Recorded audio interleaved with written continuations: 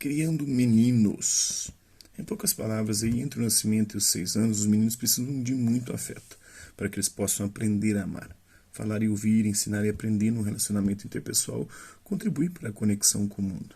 A mãe é a melhor pessoa para fazer isso, embora o pai possa assumir também e deva assumir a sua parte. Por volta dos 6 anos, o menino começa a demonstrar um forte interesse pela masculinidade e o pai se torna a figura principal. O interesse e o tempo que o pai dedica ao filho assumem uma importância primordial. No entanto, o papel da mãe ainda é importante, ela não deve deixar o filho aí de lado só porque ele está crescendo e se ligando mais ao pai. A partir dos 14 anos, mais ou menos, o garoto precisa de mentores, outros adultos aí que cuidem dele pessoalmente e o ajudem a penetrar aí um pouco num mundo maior, que é o mundo fora do lar, da família. Nas sociedades antigas, nas antigas sociedades, havia uma cerimônia de iniciação para marcar esse estágio aí, e era muito mais fácil encontrar um mentor naquela época do que hoje em dia. As mães que criam os filhos sozinhas, elas podem cumprir bem sua tarefa, mas devem ir procurar modelos masculinos bons e seguros, não esquecendo de reservar um tempo para si mesmas, já que trabalham por dois, né, sem o pai no lar. Na prática, conhecendo as diferenças, algumas das verdadeiras diferenças entre os sexos são tão óbvias que é surpreendente que tenham sido subestimadas ao longo da história.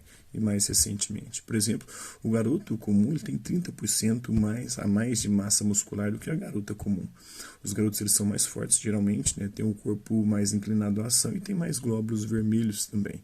O verdadeiro garoto de sangue quente, né, como diz o ditado.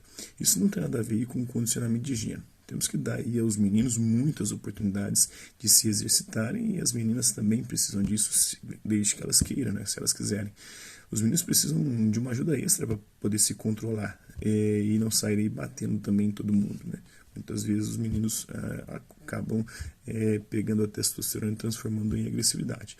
E elas precisam aprender, as meninas, a não também, já que elas não têm força, o que as mulheres desenvolvem? A habilidade verbal. Elas são muito superiores aos homens, aos meninos nesse aspecto, e elas usam essa habilidade verbal para poder humilhar, né, superior elas possuem para poder implicar, passar raiva nos homens, nos meninos, nos garotos e também humilhá-los.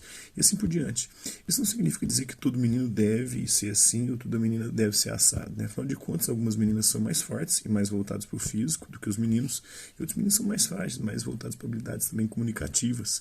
Algumas precisam aprender, algumas meninas, a não usar também a violência. Algumas delas se tornam agressivas, fortes.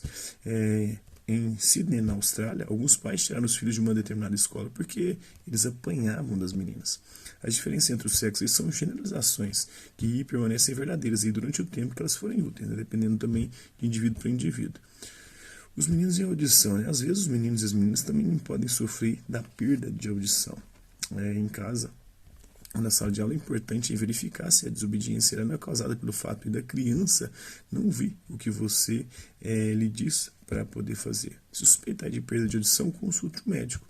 O problema pode ser tratado com facilidade. É importante fazer o diagnóstico precoce para que não haja atraso no desenvolvimento da linguagem ou no rendimento escolar. Gostou do conteúdo? Então curta, comente, compartilhe e salve para poder assistir novamente em outra oportunidade. Hasta la vista, babies, e até a próxima.